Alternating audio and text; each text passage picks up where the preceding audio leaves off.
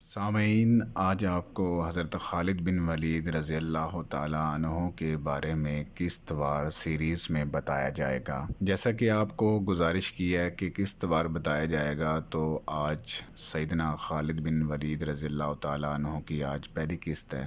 سیدنا خالد بن ولید رضی اللہ تعالیٰ عنہ قریش کے ایک قبیلے سے تعلق رکھتے تھے اور پیدائشی جنگجو تھے۔ ان کے قبیلے کا کام ہی جنگ کرنا تھا۔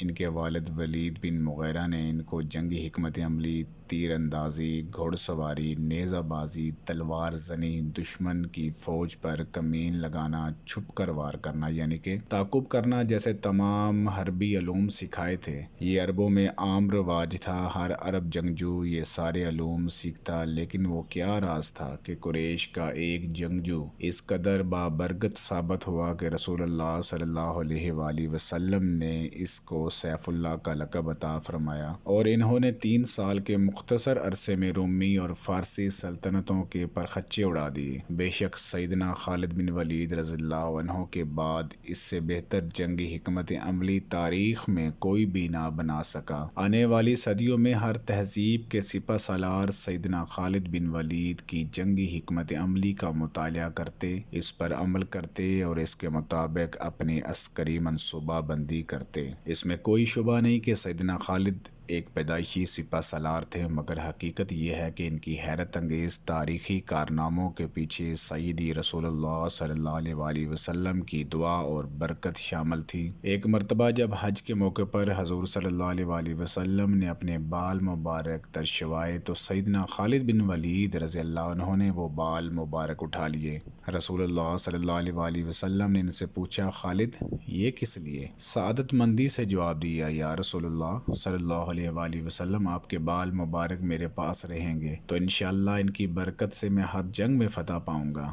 رسول اللہ صلی اللہ علیہ وآلہ وسلم نے فرمایا، ہاں یہ بال تمہارے پاس رہیں گے، میری دعا بھی تمہارے ساتھ رہے گی اور انشاءاللہ تم ہر جنگ میں فتح پاؤ گے۔ مسلمانوں کا میدان جنگ میں حضرت خالد بن ولید سے پہلا تعارف اس وقت ہوا جب غزوہ احد میں خالد بن ولید کفار کی طرف سے لڑنے کے لیے میدان میں آئے۔ اس وقت آپ ایمان نہیں لائے تھے اور کفار کے اضافی گھوڑ سوار دستے کے سربراہ تھے۔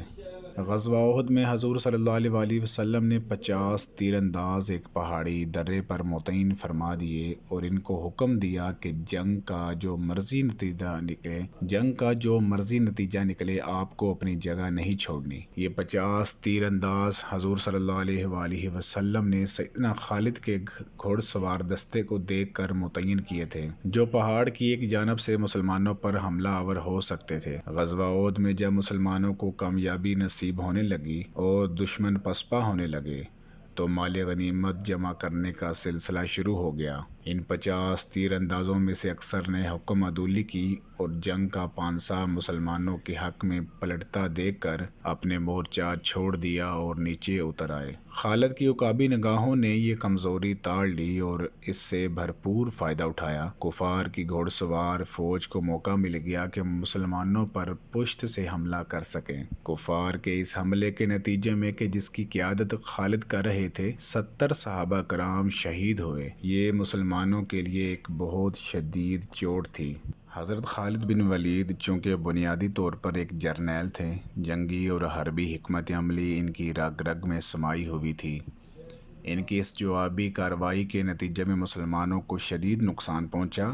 حضور صلی اللہ علیہ وآلہ وسلم کے دندان مبارک بھی شہید ہوئے۔ مسلمانوں کو احد کی پہاڑی کی طرف واپس جانا پڑا اور اسی افراتفری میں حضرت حمزہ بھی شہید ہو گئے۔ حضرت حمزہ رسول اللہ صلی اللہ علیہ وآلہ وسلم اور خالد بن ولید کے دستے کے درمیان ایک چٹان کی مانند کھڑے ہو گئے۔ یوں انہوں نے مسلمانوں اور حضور صلی اللہ علیہ وآلہ وسلم کو موقع دیا کہ وہ محفوظ مقام یعنی احد کی پہاڑی پر چڑھ سکیں، مگر سیدنا حمزہ حضور صلی اللہ علیہ وآلہ وسلم کو بچاتے ہوئے خود شہادت کے مرتبے پر فائز ہو گئے۔ حضرت خالد بن ولید کے قبول اسلام سے قبل بھی حضور صلی اللہ علیہ وآلہ وسلم ان کو بہت پسند کرتے تھے۔ جب حضور صلی اللہ علیہ وآلہ وسلم کے سامنے جناب خالد کی تعریف کی جاتی تھی تو حضور صلی اللہ علیہ وآلہ وسلم فرمایا کرتے تھے کہ یہ خصوصیات جس شخص میں ہوں گی وہ ضرور اسلام قبول کرے گا، جس طرح آپ صلی اللہ علیہ وآلہ وسلم نے سیدنا عمر بن خطاب رضی اللہ تعالیٰ عنہ کے بارے میں قبول اسلام کی دعا فرمائی، اسی طرح خالد کے بارے میں بھی حضور صلی اللہ علیہ وسلم کی خواہش تھی کہ وہ اسلام قبول کر لیں، کیونکہ ان صلاحیتوں کے حامل مجاہد، جنگجو اور جانباز کی اسلام کو اشد ضرورت تھی۔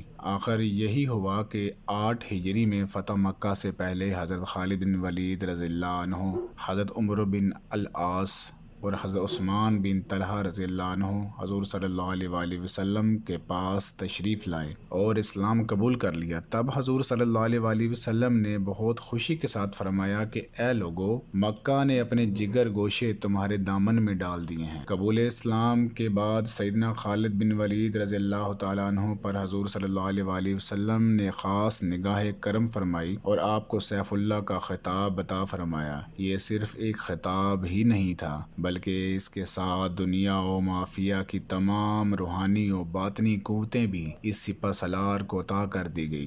خالد بن ولید رضی اللہ عنہ نے حضور صلی اللہ علیہ وسلم سے فرمایا کہ زمانہ جاہلیت سے جو غلطیاں و کوتاہیاں ہوئی ہیں، میں ان کی مغفرت طلب کرتا ہوں۔ حضور صلی اللہ علیہ وسلم نے ان کو بشارت دی کہ تمہارے پچھلے سارے گناہ معاف کر دیے گئے ہیں۔ اس کے بعد خالد بن ولید رضی اللہ عنہ نے عہد کیا کہ اب ان کی تلوار حضور صلی اللہ علیہ وسلم کی ہم رکابی میں ہی بے نیام رہے گی اور وہ دین کی سربلندی ہی کے لیے جہاد کریں گے، اور اس میں کوئی شبہ نہیں کہ پھر انہوں نے سیف اللہ ہونے کا حق ادا کر دیا، جو مارکے کے حضرت خالد بن ولید رضی اللہ عنہ نے حضور صلی اللہ علیہ وسلم کے حکم اور اجازت سے لڑے۔ ان میں سے ایک جنگ موتا بھی تھی۔ جنگ موتا کے بارے میں ایک اہم بات یہ ہے کہ جب حضرت زید بن حارثہ رضی اللہ عنہ نے اس لشکر کی قیادت کی تو حضور صلی اللہ علیہ وسلم نے پہلے ہی بشارت دے دی تھی کہ اگر زید رضی اللہ عنہ شہید ہو جائیں تو جعفر رضی اللہ عنہ علم سنبھال لیں، اور اگر جعفر رضی اللہ عنہ بھی شہید ہو جائیں تو پھر عبداللہ بن رواح ان کی جگہ پرچم اٹھا لیں، اور اگر وہ بھی شہید ہو جائیں تو پھر مسلمان جس کو چاہیں اپنا امیر منتخب کر لیں۔ اور پھر میدان جنگ میں اسی طرح ہوا۔ حضرت زید اور حضرت جعفر رضی اللہ عنہ کی شہادت کے بعد بالآخر سیدنا خالد بن ولید رضی اللہ عنہ نے مسلمان فوج کی قیادت سنبھالی اور ایک انتہائی مشکل صورتحال میں ہونے کے باوجود فوج کو بحفاظت دشمن کے نرغے سے نکال لائے۔ جنگ موتا میں ہی پہلی مرتبہ سیدنا خالد بن ولید اسلامی لشکر کے سپہ سالار کے طور پر ابھرے۔ فتح مکہ کے موقع پر جب حضور صلی اللہ علیہ وسلم لشکر لے کر مکہ کی جانب روانہ ہوئے تو تمام صحابہ آپ کے ہمراہ تھے۔ سیدنا خالد بن ولید کو بھی ایک لڑاکا دستہ دیا گیا تھا۔ جب مسلمان فوجیں 9 اطراف سے مکہ میں داخل ہوئی تو 8 اطراف سے تو کفار نے کوئی مزاحمت نہ کی، مگر سیدنا خالد بن ولید کے دستے کی کفار سے شدید جھڑپ ہوئی۔ اس مزاحمت میں کئی کفار مارے گئے۔ اس کے بعد آپ فاتحانہ شان سے زرہ پہنے، سر پر فولادی خود رکھے، تلوار تھامے حضور صلی اللہ علیہ وسلم کے سامنے سے گزرے تو حضور صلی اللہ علیہ وسلم نے صحابہ سے پوچھا یہ کون ہے؟ صحابہ نے تعارف کروایا کہ یہ خالد بن ولید ہیں۔ خالد بن ولید کی صلاحیتوں، جانبازی، دلیری، خود اعتمادی اور آزاد طبیعت کو حضور صلی اللہ علیہ وسلم بہت پسند فرماتے تھے۔ ان غلطیوں پر کہ جن پر کسی صحابی کی سخت سرزنش کی جاتی، سیدنا خالد رضی اللہ عنہ سے درگزر کر لیا جاتا۔ فتح مکہ کے موقع پر حضور صلی اللہ علیہ وسلم نے منع فرمایا تھا کہ کوئی جھڑپ نہ ہو۔ اس کے باوجود بھی سیدنا خالد نے کفار سے جھڑپ کی۔ آپ سے اس بارے میں سوال کیا گیا۔ انہوں نے فرمایا کہ یا رسول اللہ صلی اللہ علیہ وسلم، انہوں نے ہم پر حملہ کر کے ہمیں لڑنے پر مجبور کیا۔ اس پر حضور صلی اللہ علیہ وسلم نے بات کو بہت پیار سے ٹال دیا کہ جو ہوا سو ہوا۔ سیدنا خالد کی کوئی مزید سرزنش نہیں کی گئی۔ اس طرح ایک موقع ایسا بھی آیا کہ جب سیدنا خالد کی تلوار سے کچھ ایسے لوگ قتل ہو گئے کہ جن کے بارے میں شک تھا کہ وہ کافر ہیں یا مسلمان۔ جب اس کی اطلاع حضور صلی اللہ علیہ وسلم تک پہنچائی گئی تو آپ صلی اللہ علیہ وسلم کو بہت دکھ ہوا، لیکن پھر بھی سیدنا خالد بن ولید کو کچھ نہیں کہا گیا، اور جو لوگ قتل ہوئے تھے ان کے ورثاء کو اس کی دیت یعنی خون بہا بھجوا دیا گیا۔ حضرت خالد بن ولید کے ساتھ معاملات کرتے وقت بہت احتیاط سے برتاؤ کرنا پڑتا تھا۔ ظاہر ہے کہ جو شخص اتنا آزاد، دلیر، شجاع ہو اور اپنی ایک منفرد رائے رکھتا ہو، پھر اس کو یہ اعتماد بھی ہو کہ اللہ اور اس کے رسول صلی اللہ علیہ وآلہ وسلم اس سے محبت کرتے ہیں، تو پھر وہ کسی اور کے قابو میں آنے والا نہیں۔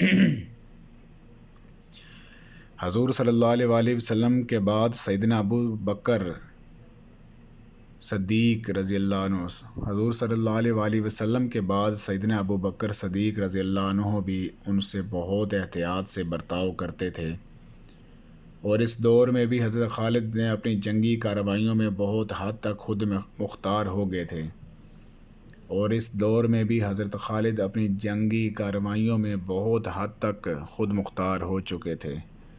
سیدنا عمر رضی اللہ عنہ چونکہ ان کے دوست، رشتہ دار اور ہم عمر بھی تھے، لہٰذا ان کے ساتھ عمر کا بحث مباحثہ ہو جایا کرتا، مگر اس کے باوجود آپس میں ادب، پیار اور محبت بے انتہا تھی۔